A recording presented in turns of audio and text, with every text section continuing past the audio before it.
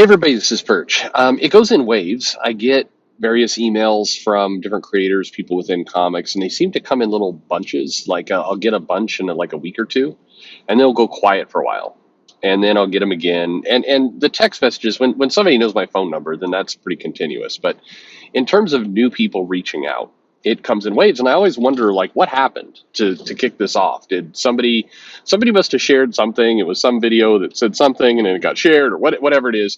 I know Mark Miller promoted this channel in his newsletter. Thank you very much, by the way. I appreciate that.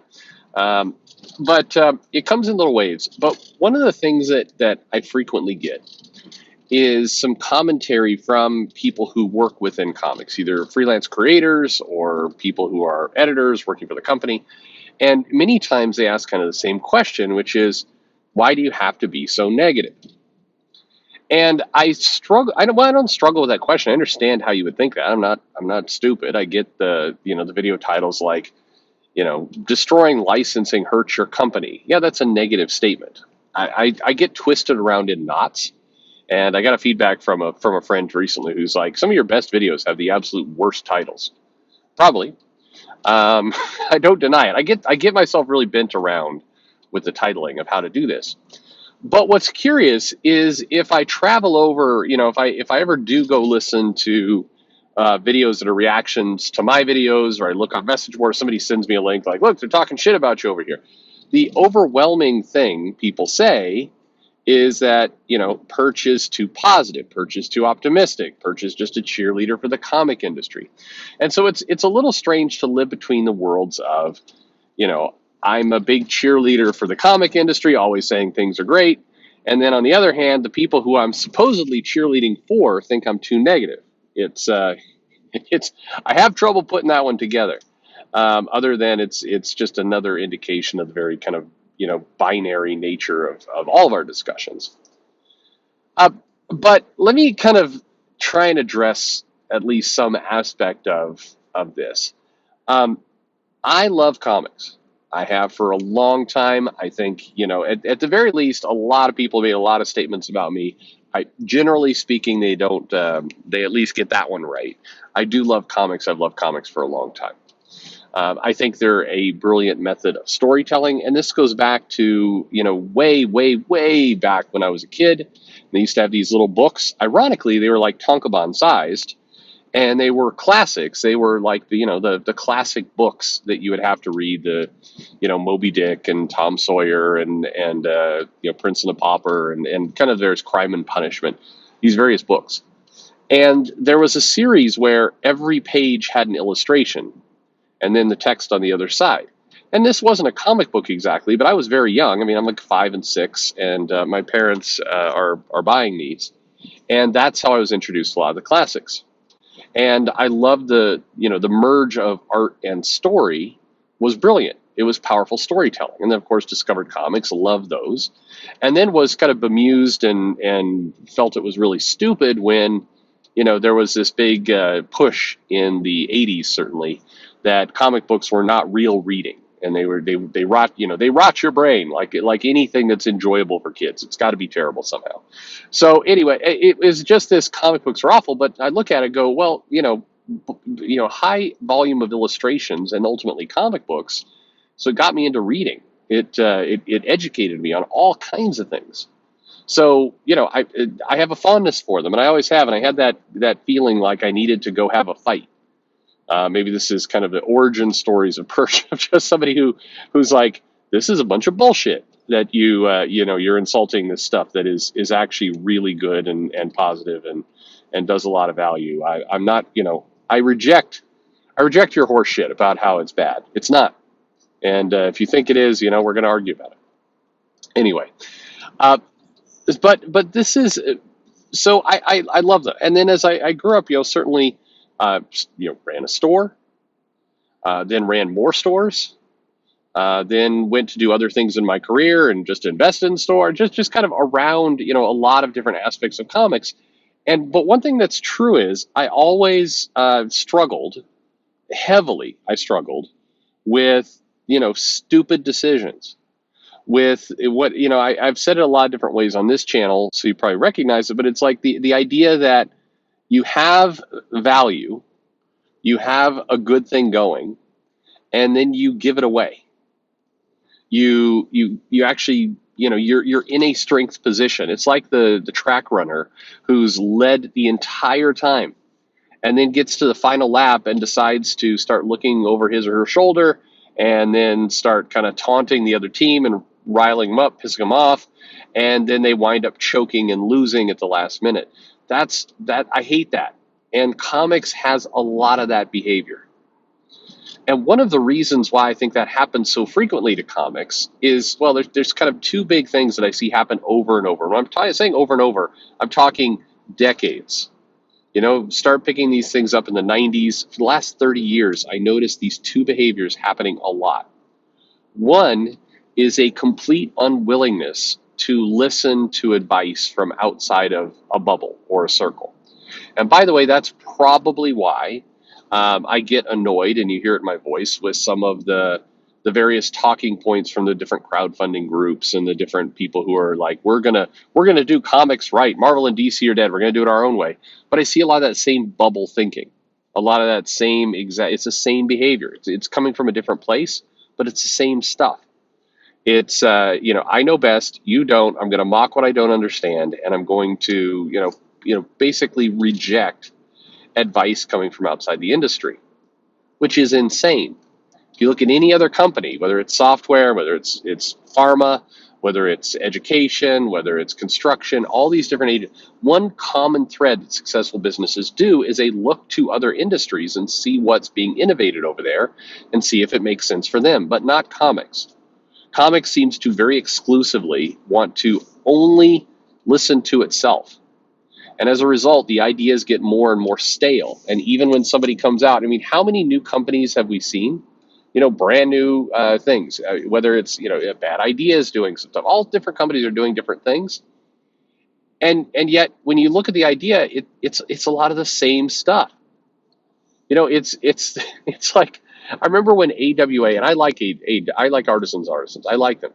But I remember, some of the initial press releases, we're going to do it different. We're going to do it right. We're going to really kind of modernize. We're going to not fall into the same traps. We are going to publish monthly comics at 22 pages at this price point into the direct market. I'm like, you're doing the same stuff. You're doing the exact same stuff. And that's very continuously how it goes. So that's number one. The second thing that I also see in comics that I think leads to a lot of the problems is this idea, and this I have seen in other industries, and it basically goes like this. I can't hear a negative word, because if anybody says anything negative, then that must mean that they're harmful to comics. So we have nobody can say anything negative. And the reason why that one's so toxic, and that exists many different places, by the way.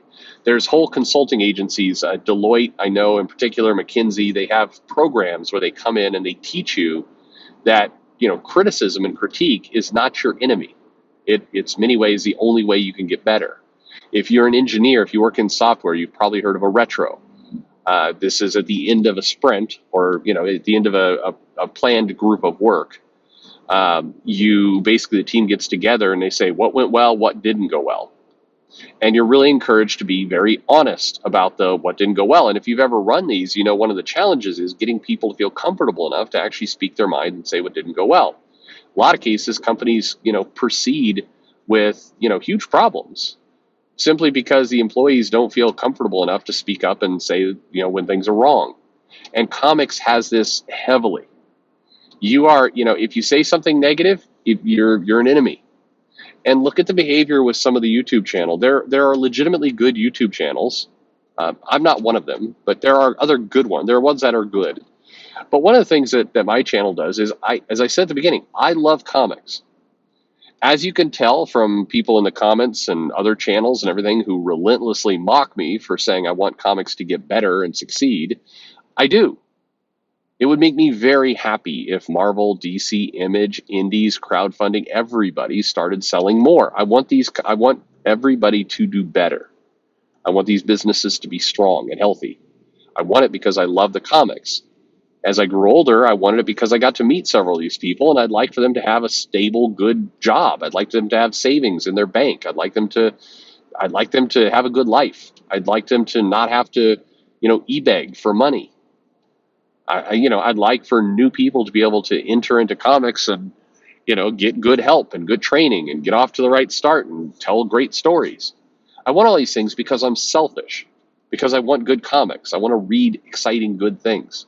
Selfishly, that's what I want. So in my mind, healthy, stable, strong business with happy, productive, good workers who are putting out good material, that's my goal. So when I say things negative, it's not to say, fuck you guys, I hope you all burn and die. It's to say, hey, there's some some really basic things you could do to make your life be easier and better. I'll even look at some of your strategies, which I think are, batshit insane, and I'll at least try and help you succeed with them. This is very indicative of a consultant, by the way. A consultant often comes into a company, and the company's got a plan. Like, our plan is to sell clothes to pets. And the consultant in their head may be thinking, well, that's fucking stupid, but I'm being paid. And so my goal is to give this stupid idea the best chance for success. And many consultants, by the way, will tell you, and I have definitely quit jobs. I've turned down gigs that were just too stupid. If I looked at the problem and I'm like, there's just no way. Sorry. The analogy would be, you go into like, our business plan is we're going to sell clothes to fish. It's like, all right, there's not a world where you need somebody other than me to make this happen. I don't know what kind of creative mind can turn this into a profitable business, but it's certainly not mine. So I wish you well, and find somebody else. But generally, I've been in lots of scenarios where the idea comes out and it's a dumb idea, or at least it seems dumb to me. Part of it is being willing to accept you may be wrong, because sometimes you come in, you assess something, and you learn that your initial gut reaction is, nah, this is dumb, and then but then you realize, well, you were actually wrong. It was a good idea. So you have to be willing to admit your own mistakes. But this is comics. It's a good thing. It's valuable. It's brilliant storytelling. The potential is endless. So my goal is to make it better. My goal is to, give the advice. And so to the people who write me saying, why do you have to be so negative all the time? I'm sorry if it comes across that way. My goal is to make you more money. So if your perspective is, if put it this way, if you listen to this channel and you find it indistinguishable from the channel that's going, chicks are ruining comics, fuck those women, get them out of here. Why do we have to have every comic should be dudes, and you can have one woman for every 25 men, and only if she's on her knees. Like, I don't know if such a channel exists, by the way. I'm using an extreme straw man example.